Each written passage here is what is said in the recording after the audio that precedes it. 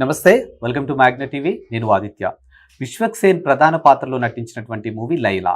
లైలా మూవీకి సంబంధించినటువంటి ఈవెంట్లో నటుడు పృథ్వీరాజ్ చేసినటువంటి వ్యాఖ్యలు ఇప్పుడు సోషల్ మీడియా వేదికగా ఎంత దుమారాన్ని లేపుతున్నాయో మనం చూస్తూనే ఉన్నాం.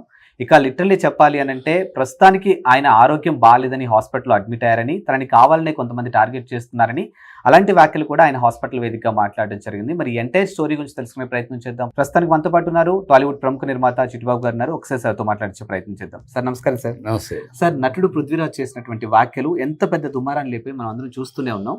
లిటరల్లీ విశ్వక్ సేన్ బహిరంగ క్షమాపణ చెప్పినప్పటికీ కూడా, ఆయన్ని మూవీ టీం అంతా చెప్పమని అడిగినప్పటికీ కూడా ఆయన అక్కడ కూడా నేను తగ్గట్లేదు, ఇది పక్కన పెడితే కొంచెం అన్పార్లమెంటరీ లాంగ్వేజ్ కూడా ఆయన వాడడం జరిగింది. సో ఎలా చూడొచ్చు అసలు? విశ్వక్ సేన్ ఫంక్షన్లో అది ఒక సినిమా ఫంక్షన్. అవును, ఆ సినిమా ఫంక్షన్లో రాజకీయాలు మాట్లాడటం పృథ్వీరాజు ఒక బుద్ధిహీనమైన పని. బుద్ధిహీనమైనది అతివాగుడు, అధిక ప్రసంగము, అనవసర ప్రసంగము, అతని యొక్క నోటి దూల తప్పితే ఒకటి కాదు. అసలు సినిమా ఫంక్షన్ నువ్వు దాంట్లో యాక్ట్ చేసావు, పిలిచారు, గౌరవంగా సినిమాని గురించి మాట్లాడాలి. సినిమా ఫంక్షన్ ఎందుకు పెట్టారు? ప్రమోషన్ ఫంక్షన్ ఆడియన్స్కి సినిమాని దగ్గర తీసుకెళ్ళడం కోసం అని, ఆడియన్స్కి ఆ సినిమాని గురించి తెలియజెప్పడం కోసం అని. ఇది ప్రముఖులు, ఆర్టిస్టు, డైరెక్టర్ ఉంటే దానికి ప్రజలకు రీచ్ అవుతుంది. అందుకు పెడితే దాని గురించి మాట్లాడాలి, సినిమాని గురించి మాట్లాడాలి, డైరెక్టర్ గురించి మాట్లాడాలి, పాటల గురించి మాట్లాడాలి. దాన్ని చూడండి, సినిమాని చూడండి, థియేటర్కి వెళ్ళి చూడండి, ఈ దీంట్లో చూడ, ఇలాంటివి చెప్పాలి. అది విధానం, ఒక పద్ధతి, ఒక మర్యాద. ఆ కల్చర్ వదిలేసేసి ఏదో పెద్ద పుడింగిలాగా నువ్వేం రాజకీయవేత్తవా? ఏమి రాజకీయంతో ఒక పార్టీలో చేరావు, పార్టీ కోసం భజన చేసావు, ఆ పార్టీలో పదవి పొందావు, ఆ తర్వాత పదవిని కాపాడుకోవడం చేతకాక తప్పుడు పనులు చేసి ఆ పార్టీని తోసేశారు. దాని మేము ఇంకో పార్టీకి వెళ్ళావు, ఇంకో పంచం చేరావు, దానికి భజన చేస్తున్నావు. నువ్వేనా పెద్ద రాజకీయ నాయకుడువా, రాజకీయవేత్తవా? ఏదో ఆర్టిస్ట్ కనుక పిలుచుకున్నారు, వాడుకున్నారు, అంతే. అంతటితో ఆగాలి. నువ్వు సినిమా నటుడు అనేది మర్చిపోయి సినిమాకి ద్రోహం చేసే, సినిమాలకి విఘాతం కలిగించే పనులు మాట్లాడితే ఎట్లా? చాలా బుద్ధిహీనమైన పని, ఆ బుద్ధి జ్ఞానం లేని మనుషులు చేసే పని. పోయిందేమో, తనకేమో పోయింది, తనొక సురకానందం పొందాడు, తన దోల తీర్చుకున్నాడు. నష్టపోయేది ఎవరు? నీకేం పోయింది? నష్టపోయేది ఆ నిర్మాత, ఆ దర్శకుడు, ఆ డిస్ట్రిబ్యూటర్, ఆ ఎగ్జిబ్యూటరు. అంతమంది నష్టపోతారు. 1,00,000 బాయ్కాట్, 1,00,000 మెసేజ్లు ఉన్నాయి. దానికి ఎవరు బాధ్యులు? వాడు కనీసం అంత జరిగినాక బుద్ధి తెచ్చుకుని, అయ్యో నేను ఇంటెన్షన్గా అనలేదు, సరదాగా అన్నాను, బాధ పెట్టాలని కానీ ఇంకోటి కానీ, సారీ, నా వల్ల విశ్వక్ సేన్కి అన్యాయం జరగకూడదు, ఐఎమ్ సారీ అని ఒక మాట అంటే ఆగిపోయేది. అది కూడా అనకుండా దానికి కౌంటరింగ్గా బూతులు మాట్లాడుతున్నాడు. ఏమనాలి? బుద్ధి జ్ఞానం. ఇదంతా కూడా కేవలం ఆయన్ని ఒక పదవిలోంచి తొలగించడం వల్లే కక్ష సాధింపులో భాగంగా ఆయన మాట్లాడింది అనుకోవచ్చా? అంతే. పదవిలో తొలగించారంటే, నువ్వు పదవిలో ఎందుకు తొలగించారు? నువ్వు చేసిన తప్పులేంటి? నువ్వు చేసిన తప్పులు తొలగించారు. నువ్వు చేసేది పవిత్రమైన దీంట్లో నీకు బాధ్యత ఇస్తే, ఆ బాధ్యతను పవిత్రంగా కాకుండా దాన్ని అపవిత్రం చేయడానికి చేసావు. వాళ్ళుగా ఎవరో ఆ విషయం బయటకు వచ్చి అలా జరిగితే తీశారు. ఎవరైనా తీసేస్తారు, ఎవరైనా తప్పిస్తారు. మొయ్యలేరు కదా. నువ్వు చేసిన పాపాన్ని పార్టీ మొత్తం పోయలేదు కదా, కానీ చేసేసారు. దానికి నువ్వు ఇంకో పార్టీకి వెళ్ళు, నీ బతుకు తెరువు, నీ ఎక్కడో ఒకసారి కావాలి నీకు వెళ్ళి ఆ బతుకు. అది రాజకీయం వేరు, వేదిక మీద రాజకీయ వేదిక మీద మాట్లాడు. మగాడు అయితే రాజకీయ వేదిక మీద రాజకీయ విశేషాలు మాట్లాడు. ఈ సినిమా ఫంక్షన్లు ఏంటయ్యా? సినిమాలు నాశనం చేయడానికి మీలాంటి వాళ్ళంతా రాజకీయాల్లోకి వచ్చి, రాజకీయాల్లో మీరు చించేది లేదు, ఊడ్చేది లేదు. మేము లేదో మొహానికి అలా వాడుకుంటాను. మీ వల్ల ఓట్లు వచ్చేయలేదు, సచ్చేయలేదు. మీ వల్ల ఓట్లు రావు, ఏం రావు. ప్రజలేమి మీరేదో సినిమా వాళ్ళు వచ్చేసి, కామెడియన్స్ వచ్చేసి వేయమంటే వేసేసే స్త్రీలు ఏం ఆడియన్స్ లేరు, ఓటర్లు లేరు. ఏదో జనాలు వస్తారు కనుక మిమ్మల్ని పిలుచుకుంటారు, వేసుకుంటారు. ఏదో మీరు పెద్ద మీ వల్ల ఓట్లు వచ్చేటట్టు మీరు ఈ ఎదవ డాంబికాలు ఎందుకు? మీ స్థాయి ఏంటో, మీ రాజకీయాల్లో మీ స్థాయి ఏంటో తెలుసుకోండి.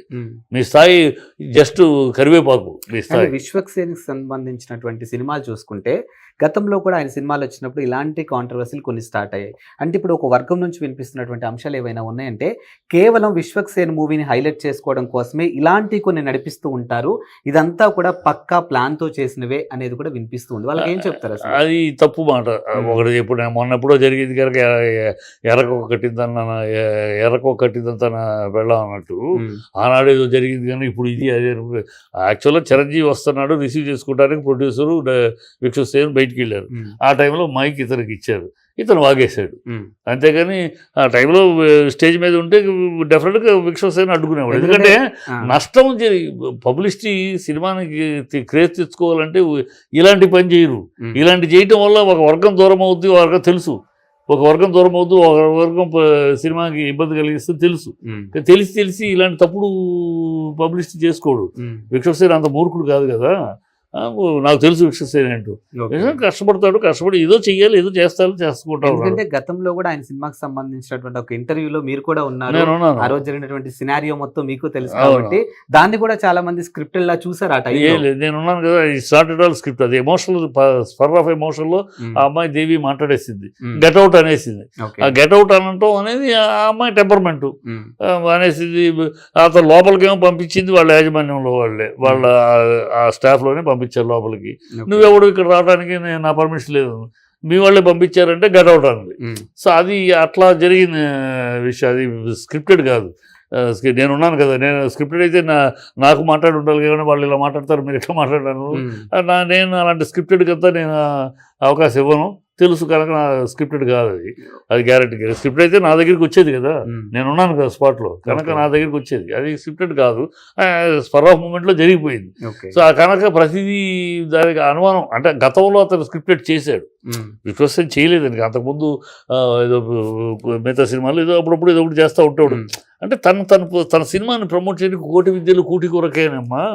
ఒక సినిమాని థియేటర్ దాకా తీసుకెళ్ళి ఆ థియేటర్లో థియేటర్ దాకా వచ్చే పని చేయాలంటే వాళ్ళ రోజుల్లో పెద్ద హీరోలకి ప్రాబ్లం లేదు. పెద్ద హీరోలకి ఎట్లయినా మొదటి 3 రోజులు వస్తుంది, తర్వాత పడుకొని నుంచొని మొదటి 3 రోజులు వచ్చేస్తారు. మిగతా హీరోలకి మొదటి రోజుకి రెండో షోకే ఇబ్బంది. సో ఆ జనాలను రప్పించడానికి నానా ప్రయత్నాలు, రకరకాల ప్రయత్నాలు, రకరకాల తాపత్రయాలు పడుతూ ఉంటారు. అందులో తాపత్రయంలో ఆ పడిన విషయాలు అయ్యి. సార్ మీరు చెప్పండి, ఒక మూవీ రిలీజ్ అయిన తర్వాత ఆ ఫస్ట్ డేనే ఆ నెక్స్ట్ డేనే ఏవైతే రివ్యూస్ ఉంటారో ఈ మౌత్ టాక్ ద్వారానే మూవీ బయటకు వెళ్ళాలంటే లేవాలన్నా పడుకోవాలన్నా అక్కడ నుంచే స్టార్ట్ అవుతుంది. సో ఒక రివ్యూర్ ఇంపాక్ట్ అనేది ఒక మూవీ మీద ఎంతవరకు ఉంటుంది సార్? ఒక పర్సంటేజ్ అమ్మా. ఇప్పుడు బాయ్ దేవరా ఎన్నో ట్రోల్ చేశారు, ఏమైంది? పుష్ప 2 ఎన్నో ట్రోల్ చేశారు, ఏమైంది?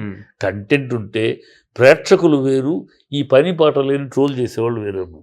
వీళ్ళకి సినిమాలు కూడా చూడరు. వీళ్ళకు ఒక పెట్టుకుంటారు, ముందు ల్యాప్టాప్ పెట్టుకుంటూ ఉంటారు, ఏదో ఒకటి ఇలాగ కాంట్రవర్సీ ట్రోల్స్ చేయటాలు, తద్వారా వ్యూవర్షిప్, తద్వారా ఎంగిల్ కూడా తింటారు. అలాంటి బాపత ఎక్కువ. కనుక వీళ్ళు ఆడియన్స్ కాదు. ఆడియన్స్ అనేవాళ్ళు థియేటర్కి వచ్చేవాళ్ళు, థియేటర్ చూసేవాళ్ళు, వాళ్ళు చూసిన వాళ్ళు రివ్యూలు ఇంపాక్ట్ ఉంటుంది, ఒక పర్సంటేజ్ ఉంటుంది. కానీ సినిమా బాగుంటే వీళ్ళ రివ్యూలు ఇంటెన్షనల్గా చేసే బ్యాడ్ రివ్యూలు ఏమి పనిచేయవు. అనేక సాక్ష్యాధారాలు ఉన్నాయి. అది బాగాలేదంటే నువ్వేం చేసినా బాగోదు, బాగుంది అన్నాక నువ్వేం చేసినా ఆగదు బండి. అది ప్రేక్షకుడు, సినిమాని ప్రేమించే ప్రేక్షకుడు వాళ్ళు వేరు, ఈ ట్రోల్ చేసే సన్నాసులు వేరు. ఇదే లైలాకి సంబంధించి ఆంధ్రప్రదేశ్లో చూసుకుంటే ఒక వర్గం నుంచి బైకాట్ లైలాగ్ అనే హ్యాష్ ట్యాగ్ ట్రెండ్ అవుతుంటే మరో సైడ్ నుంచి కూడా వీ సపోర్ట్ లైలా అంటూ నందమూరి ఫ్యాన్స్ కూడా దీన్ని హ్యాష్ ట్యాగ్ చేయడం జరిగింది. ఎవరు చేయలేదు నందమూరి, అది కూడా డూప్లికేట్. నందమూరి ఫ్యాన్స్ ఎవరు చేయలేదు.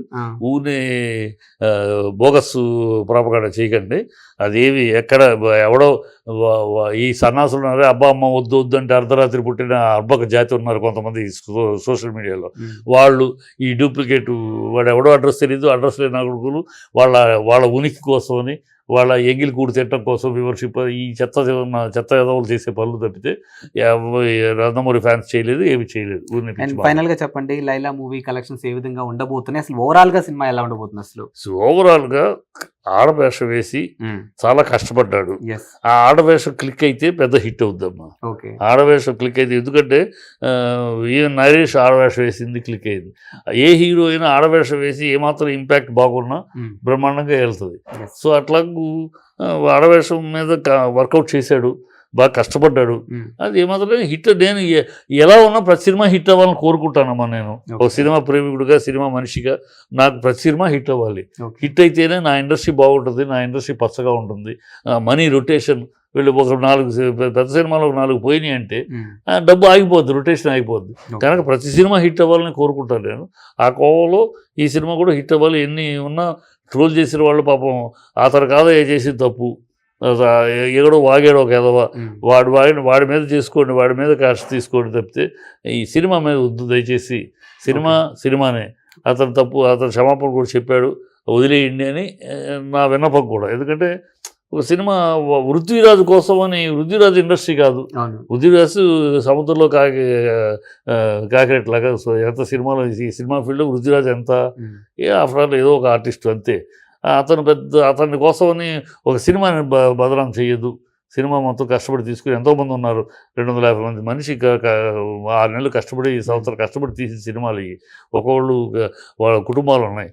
సరే, అనవసరంగా ఒక వ్యక్తి మీద చేసిన తప్పుకి మొత్తం అందరినీ శిక్షించొద్దు అనేది నాకు కోరిక. సక్సెస్. Thank you.